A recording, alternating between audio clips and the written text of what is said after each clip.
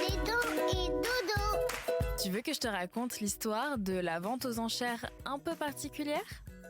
Ok, mais par contre, moi, je ne raconte mes histoires qu'aux enfants qui se lavent les dents. Donc attrape ta brosse à dents, ton dentifrice, et tu frottes, jusqu'à ce que l'histoire soit terminée. 3, 2, 1, 0.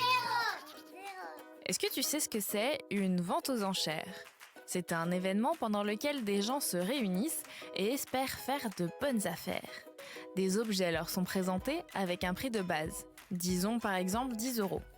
Si une personne veut vraiment un des objets présentés, elle va proposer de l'acheter 15 €. Et si une autre personne le veut encore plus, elle proposera 20 €, et ainsi de suite. Bon, tu l'as sans doute compris, ce ne sont pas des choses banales du quotidien qui sont vendues aux enchères. Il y a des œuvres d'art, des objets anciens, des choses rares. Et le prix peut monter très haut, plusieurs milliers d'euros parfois. Il y a quelques jours, un objet très rare a été vendu très cher. Mais c'était un peu étrange. Tu veux savoir ce que c'est ?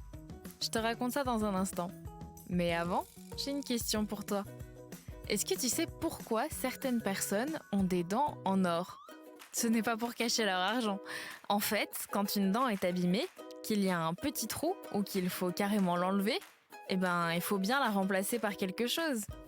Aujourd'hui, on utilise des matériaux qui ressemblent beaucoup aux vraies dents.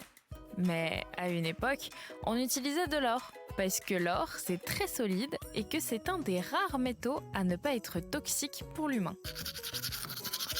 Pour en revenir à notre histoire, une mèche de cheveux de Napoléon Ier a été vendue aux enchères pour plus de 7000 €. Tout ça pour une mèche de cheveux, c'est un peu cher, tu ne trouves pas ? En fait, cette mèche est particulière.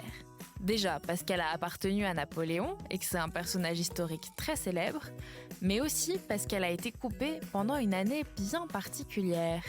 C'était en 1815, date de la célèbre bataille de Waterloo, que Napoléon a perdu.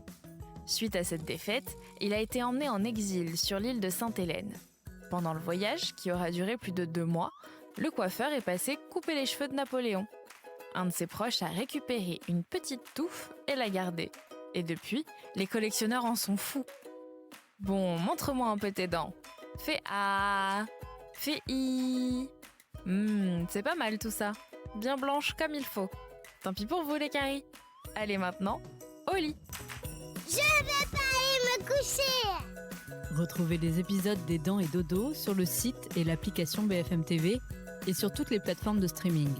Si cet épisode vous a plu, n'hésitez pas à lui donner une note, à vous abonner à la playlist et surtout à en parler autour de vous.